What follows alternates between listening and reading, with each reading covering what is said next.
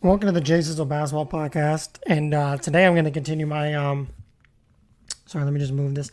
Continue my offseason report, talking about teams during the offseason and what I think they can do. Start with the teams first, like I said, that did not make the playoffs, and then we'll move. Obviously, I know we're in the finals now, so I'm a little behind in this, but I'm going to try, getting going with this. Obviously doing one every other day. Put one out on Tuesday, so go ahead and check. Monday, so go ahead and check that out if you have not. But today, we're going to do the Cleveland Cavaliers. Going to talk about what I saw from them this year, what I expect to see from them moving forward. We're going to start in the East, so I'm going to do all the East teams first. Going to do the Atlanta Hawks tomorrow or Friday, one or the other, probably tomorrow. And then, we'll continue to move on from there and just, go through every team and we'll see where we are after that. So, obviously going to go into the Cleveland Cavaliers here. So let's get it going. So, if you guys kept up this season a lot, which I know a lot of you guys did, the Cavs finished 44-38, and they were the number 9 seed. They played Brooklyn in the first round of the play-in tournament, and they lost to Brooklyn.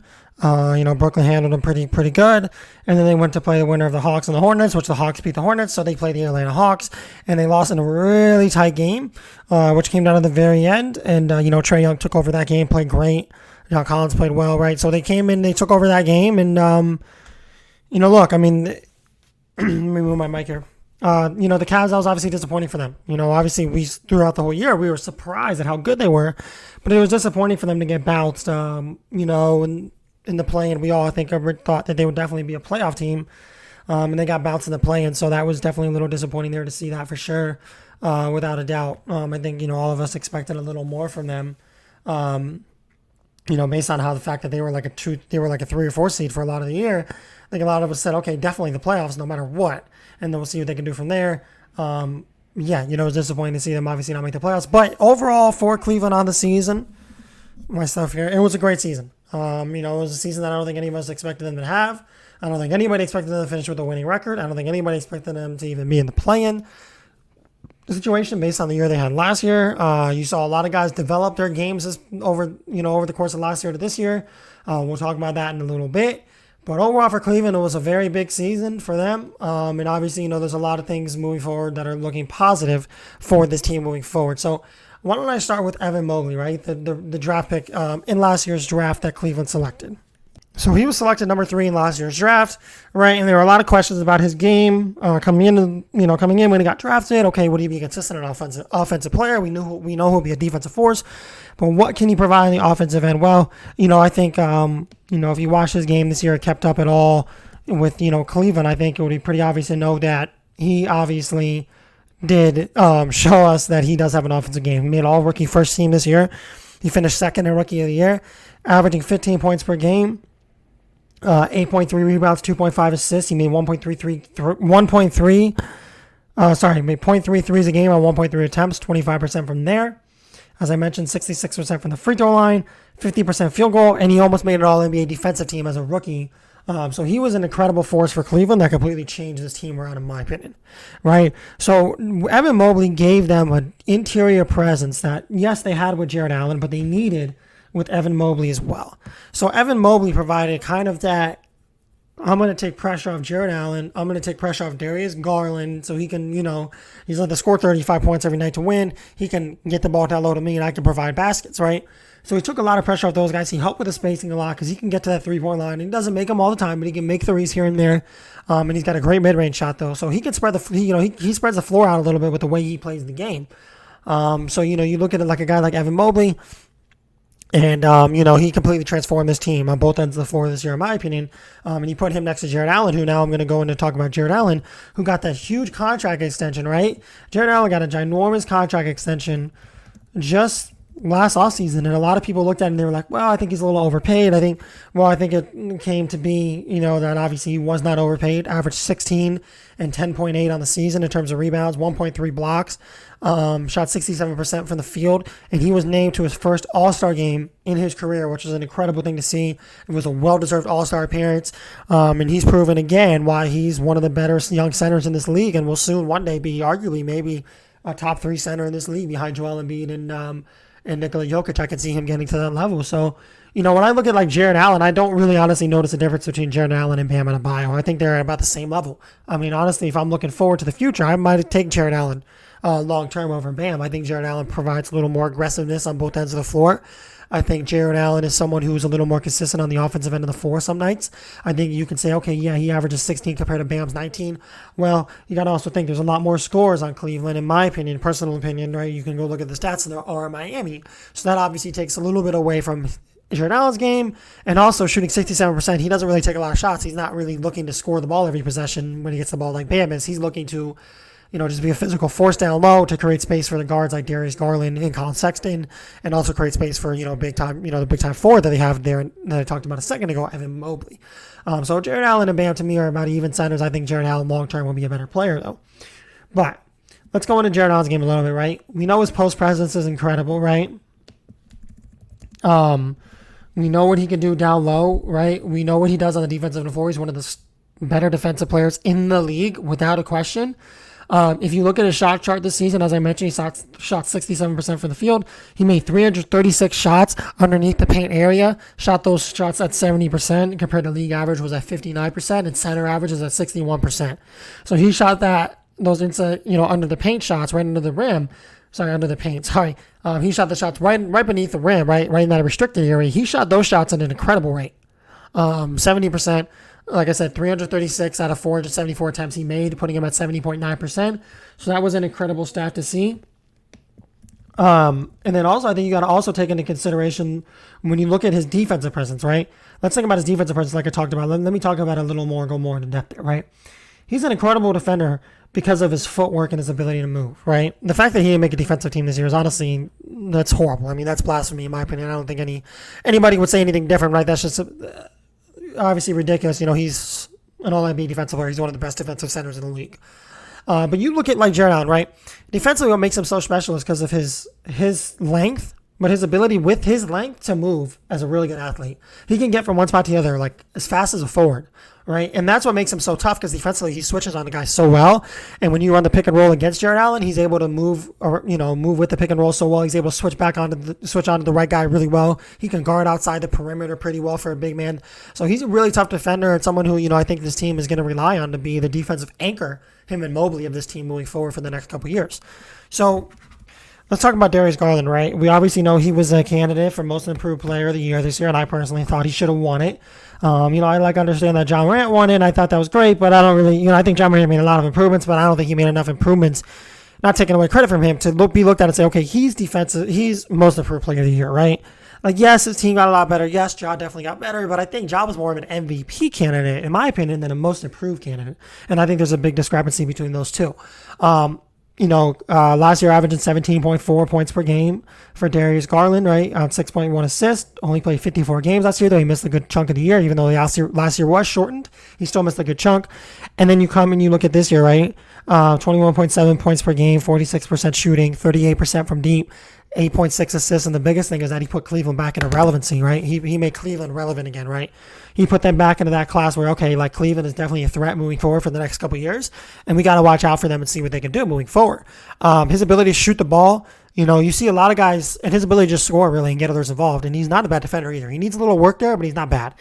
But you see guys, like, look at how Draymond talked about Darius Garland, right? Look at how different guys have talked about Darius Garland and how, like, highly they talked about him, right? A lot of people have talked about Darius Garland in a very high light and talked about how he's such a quick, like, guard with his, like, pivot foot, moving his pivot foot. He's also very, like, herky-jerky, quick with his moves, and it makes him really tough to guard because you don't really know where he's going to be, and he can blow by you in a second. He can hit a step-back three on you. Draymond explained it on his podcast, so go watch it if you get a chance.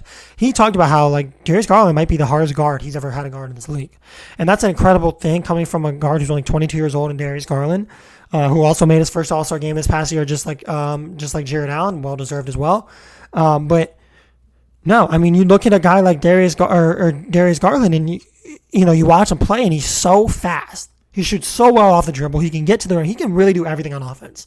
Like, he moves the ball well. He gets other guys involved, right? Like, just touching on moving the ball well. But his ability to shoot the ball and get to the rim at his height, it's just based off his handle. He's got a great handle and his quickness.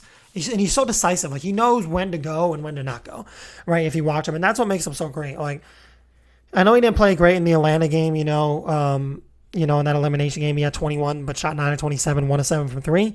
But he played great against Brooklyn in the game before. He had 34, right? Even though they did lose on 13 of 24 shooting with 5 assists. So he played great there with 2 steals as well. But no, I mean, you look at like Darius Garland and you really like, it's hard to really put a player that he reminds me of right to the top of my head. But I think he's going to be an all-star for the next, bunch of years. I think he's going to really be one of the better players that's ever played for this Cleveland organization, in my opinion, long term and many years when we look forward. But I look at him next year, average 21 and 8.6 this year. I see next year, I think he could average about 9 and I think he could average about, sorry, I should have started with the points first. I think he could average 25 and 9 next year, right? And, just for him, like I said, continue to grow offensively, continue to move the ball around like he is and just get other guys involved. And I promise you, Cleveland's building around him. And I promise you, Cleveland has a really good future and a potential chance to win a championship in the next couple of years if they continue to build around him. He's that good, in my opinion. And, as far as people comparing him to LaMelo Ball and comparing him to DeJounte Murray, I believe he's better than both of those guys. I believe he's better than DeJounte because I believe I like his offensive game a little bit better than DeJounte's. Other than that, I think they're even when it comes to passing. Obviously, DeJounte's a better defender. But when it comes to LaMelo, I think Darius Garland is definitely a better scorer than LaMelo. He's definitely a better shooter. And I think he's also a better playmaker than LaMelo as well. I think LaMelo's great, but I just think Darius Garland's on another level. What I saw from LaMelo the last 2 years, and we'll get into it on the Hornets podcast, I'll just go over it quick, but we'll get more into it on that podcast. What I saw with LaMelo Ball over the last, 2 years in those playing games was a little disappointing. And I'm going to talk about it on this podcast. He just didn't look like he wanted to be out there. He looked like he didn't really care to play. So we'll talk about that on the next podcast and talk about where he stands with his future in Charlotte because he needs to start stepping up in these big games if he wants to, be perennial point guard like we've all talked about. So, but back to Cleveland, right? So you have those guys, right? And then, then you have Colin Sexton, who missed a very big chunk of the year this year. And when he was healthy, when he was playing, he didn't look like the same player as he did, in years past with this team, but he was still a solid player. I look at Colin Sexton as a guy who's now going to come off the bench for this team and probably average about 17 a game. Because I think what they have right now with Darius Garland at that point guard spot, I think that's where you can, kind of go with your best route. I think your next best route is to go Karis LeVert at your shooting guard spot, who I'll mention in a second. Then you go Isaac Okoro. And then you have Jared Allen or Evan Mobley at the power forward spot, Jared Allen at the center spot, and if Colin Sexton comes off the bench as your sixth man, he would definitely win sixth man of the year, in my opinion. So with Colin Sexton, right, there's been a lot of talk about his game, improve. Like a lot of people have been talking about him, like, okay, you have to improve as a passer if you want to be great in this league. But here's the thing. I thought before, like a year or 2 years ago, he had to improve as a passer. Now I look at him and I say, you know what? The way your role is going to be for the next couple of years, especially if you re-sign with Cleveland, which I think you will, your role is going to be to come off the bench most nights as a six man, right? Almost every night as a six man. Some nights start if there's injuries, and be the best bench player in the league, even better than Tyler Hero. That's going to be your role, right? Come off the bench, be the best bench player in the league, average 18, 19 points per game, maybe even 20. I think he can average 20. And even if you average your normal 3 assists a game that you've averaged your whole career, that's not a big deal because at the end of the day, they're going to get so much playmaking from Darius Garland, and Karis LeVert's a pretty good playmaker too, but they're going to get so much playmaking from Darius Garland as a starter that they won't need quite as much playmaking off the bench, and the main thing they're going to look for off their bench is scoring, and he can provide that. So I think him coming in next year and having to play a bench role, and maybe play 27, 28 minutes a game, and be one of the higher bench, players in terms of minutes, I think, he'll be upset that he has to come off the bench because he's been a starter his whole career, but I think he'll be happy based on the fact that, okay, like, this might actually improve my game more and help my team out more, which is the most important thing. It might improve his game in the fact that he gets to play against second unit guys. And all of a sudden, he was doing great against first unit guys. Now imagine him against second unit guys, right? So then he plays even better, right? Imagine him being the main guy off the bench for that team to lead those guys off the bench, and that could be an exciting thing for him too. So I think for him, it's a new chapter in his career. As great as he is, as young as he is, I think coming off the bench now, at this point, with what Cleveland is situated at right now, would probably be the best suit, in my opinion, for him. Now, let's say that, Cleveland decides to say, okay, we're not going to start Karis LeVert. We're going to start Colin Sexton, because there is a very good chance that they do that as well, because Karis LeVert did only average 13.6 a game for Cleveland when he's on the team, but he provides them with really good defense, and he also provides them with better playmaking than Colin Sexton, in my opinion. But let's say that Cleveland decides to say, okay, Colin Sexton is our starter at the 2 guard, which is a very good chance that happens. There is a good chance. You move Colin Sexton to the 2 guard spot, right? And then you have Darius Garland and Colin Sexton as your starting lineup. And now all of a sudden, okay, it's a little different than having Darius Garland and Karis LeVert as your starting lineup. You're going to get more scoring, but your defense is going to take a hit, and your playmaking is going to take a hit. So Cleveland has to decide where they want to go with that. Like I said, in my opinion, I think they'll end up starting Karis LeVert. Let's see if that works out or not, right? Because like I said, Karis did struggle a little bit when he was there in Cleveland, but he started to get used to it towards the end. You could tell, he did have 16 points against the Hawks. He played pretty well in that Hawks game in the play-in, but he did kind of get used to it towards the end. How it was to play with these guys. Play with Colin Sexton, play with Evan Mobley, play with Darius Garland. He kind of got used to playing with that starting lineup, so it did benefit him in the end for sure. But we'll see where they go with that. And I do think Colin Sexton, like I said, is a better player for sure than Karis LeVert. But I think in the moment, like the way Cleveland's structured right now, I think it'd be better for him to come off the bench and play a Tyler Hero role. And, at the end of the games, you would probably have Colin Sexton out there closing the games in the last 5-6 minutes, but he wouldn't start the game, right? That's the thing. So, yeah, I think that's the right way to go for them, in my opinion. Now let's look into Lauri Markkanen a little bit, right? Because obviously Lauri Markkanen, averaged 14.8 this year. Pretty much seems like that's what he averages every year. Shot 35% from three-point range, 5.7 rebounds, right? So Lauri Markkanen's not a bad player, right? Let's get that straight. He's really not a bad player. I just think defensively he's such a liability on that end of the floor. I think he really, like I said, he's kind of, like I said, when I said seems like he averages 14.8 every year, that's because he hasn't really improved on the offensive end of the floor in his career. He did have the 1 year at Chicago where I think he averaged 18, but the rest of the years, 15, 14, 13, 14, right? Pretty much all the same. Not much of a difference there. So when I look at a guy like Lauri Markkanen, I don't see a lot of growth with his game. I haven't seen growth throughout his years, so I expect him to be the same kind of 78 overall player that he is right now next year again too if he returns to Cleveland, right? If they move him, or if they don't move him, right? They might move him. We'll see what they do. I don't know what they can really get back for Lauri Markkanen. He is a solid three-point shooter. He can stretch the floor with his ability, shoot the ball at his height, like I said, he's not terrible down low in the post. He's just pretty slow, and he's a horrible defender, right? He's a liability on that end. And for Cleveland, a team that, is a very good defensive team, I think that for them, they need to continue to put defensive pieces around to try to make their team like a Boston Celtics team where they're the best defensive team in the league next year. And if you have a guy like Lauri Markkanen as a starter, you can't really do that with him as a starter. Even coming off the bench, it's tough, right?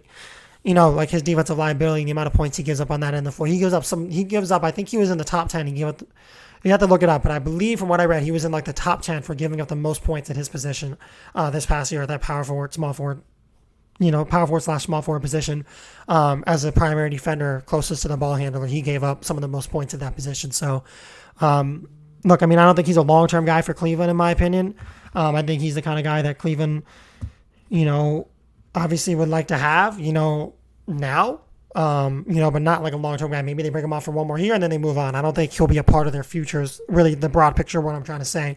He's not going to be part of that future, right? And a part of that future is these guys, right? Let me go over the guys that I think are part of the future.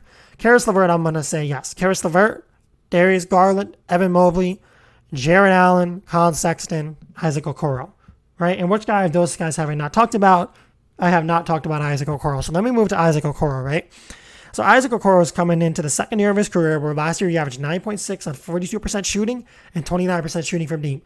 This year his scoring dropped from 9.6 to 8.8, but guess what? I don't have a problem with that because his defense got improved crazy. He became almost an all-NBA defensive player this year, and his field goal percentage jumped from 42% to 48%.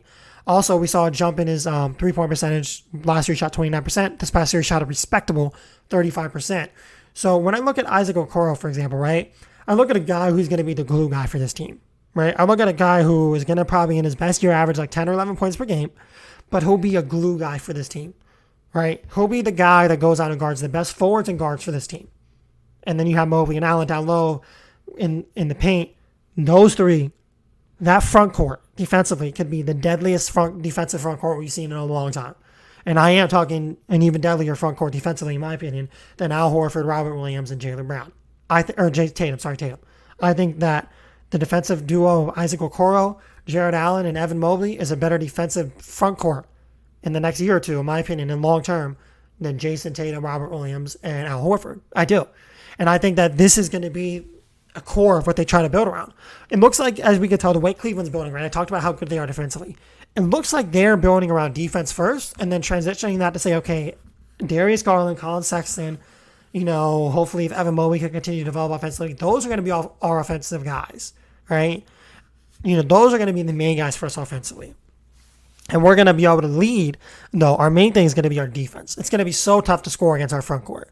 Our backcourt, yeah, you might be able to score a decent amount against our backcourt, but you're not going to score anything in the paint against us all year. You're not, because we're going to be that good defensively, and that's kind of what Cleveland's trying to build with their team. You can tell. You saw it this past year, what they were able to build, and I think they're going to continue to build that, and that's going to kind of be their motto, just win games on the defensive end of the floor, and then have a closer like Darius Garland and Colin Sexton to close out the game and score their 20, 25 a game, and that's good enough. You win.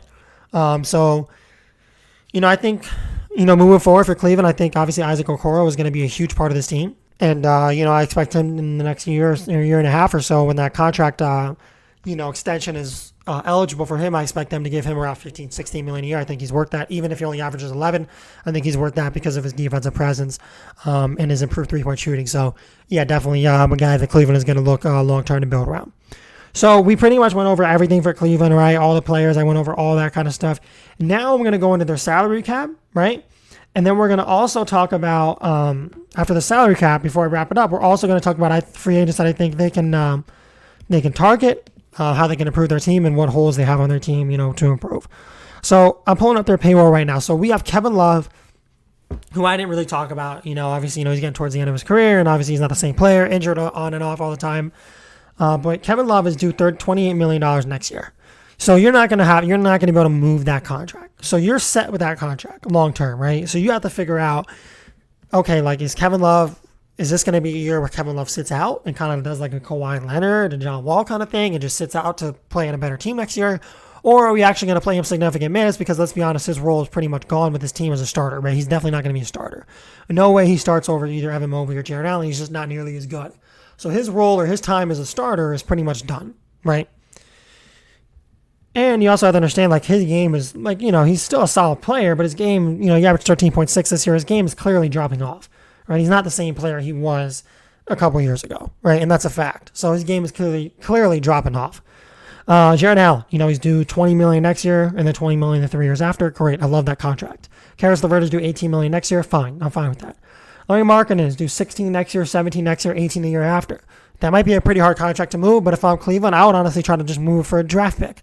Try to get 2 seconds maybe, or even if you can snag a first, you can snag a first. But just move it for draft picks, in my opinion, just to clear up all that money in cap space. Evan Mobley still on his rookie deal, right, for the next couple of years. Cedi Osman, who I didn't really talk about. I'll mention him a little bit. I like his shooting. I think defensively he's a liability, though. But I like his ability to shoot the ball, and I think he's a guy that can come off the bench for the team, 15, 16 minutes a game and hopefully make like 2 threes every night. Maybe, hit a couple mid-range shots, score 8, 9 a night. That's kind of what he'll do, and just be a guy who can just come in and be a sharpshooter for this team. That's, I think, Cedi Osman's role moving forward with this team, in my opinion, especially with 2 more years on his contract left. They're not going to move him. Darius Garland on a rookie deal still. Isaac Okoro, right? So Darius Garland, I expect him to get that big-time contract extension soon.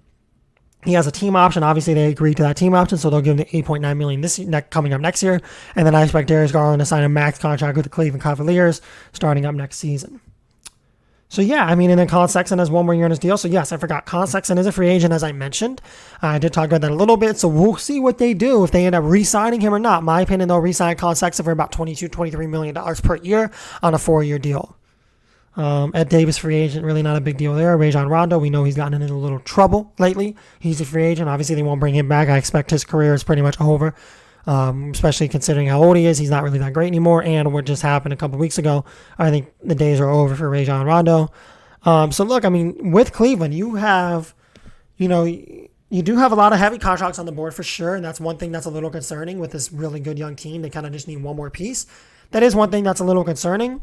But I think if they can try to move that, Lauri Markkinen contract, and then once they get Kevin Love off the books after next year, I think they'll have a lot of cap space and flexibility to do what they want to do moving forward. So let me go into free agents, right? So if I'm looking at Cleveland, I want to see Cleveland go out and get, because you have to understand, they have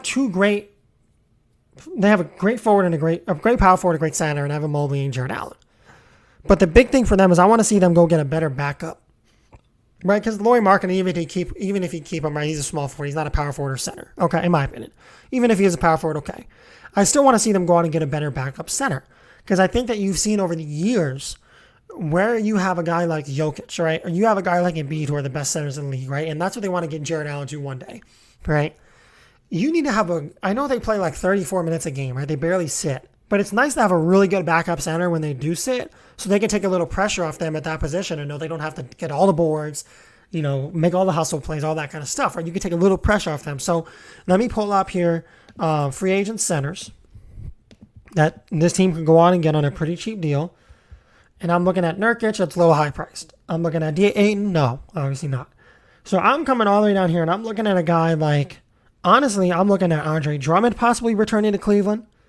I'm looking at the possibility of even like a Thomas Bryant. I think Thomas Bryant would be perfect. I think you could pay him $8 or $9 million a year. I think he could come off the bench for Cleveland and average like 10 and 7. And I think he could be a really good fit on that Cleveland team and also take a lot of pressure off Jared Allen at that starting center spot where, hey, Jared Allen can sit down and say, okay, as much as I think Ed Davis has had a couple of good years in this league, he's not that great anymore. You can, Jared Allen can sit and say, okay, look, Thomas Bryant can give me 10 and 8 every night. He can take pressure off me, make those hustle plays so I'm not gassed out in the last 5 minutes of the game and I can barely move, right? Because Jared Allen is out there hustling 24/7. He makes so many hustle plays. So having a backup center to take pressure off him is really important in my opinion. So if I'm Cleveland, I think that's a direction I would go. Let me see where else they can possibly go here. I think Zubac would be a good pickup for them. I think Mo Bamba would be a good pickup. I think JaVale McGee would be a good pickup. And then I mentioned Andre Drummond. So any of those guys that you can get on a $7 to $9 million a year deal for maybe 2 years max, I think that's a good way to go. And I think that's something that Cleveland would look to do this past offseason. So Cleveland doesn't have a ton of cap space. They don't have a ton of flexibility. But like I said, a lot of those contracts, I assume they'll get the Lauri Markkanen contract off the board this offseason. I know they want to trade him. And obviously the Kevin Love contract will come off the board after next year and they won't re-sign him. So, contracts are going to come off that board soon. And it's going to be interesting to see what Cleveland does moving forward.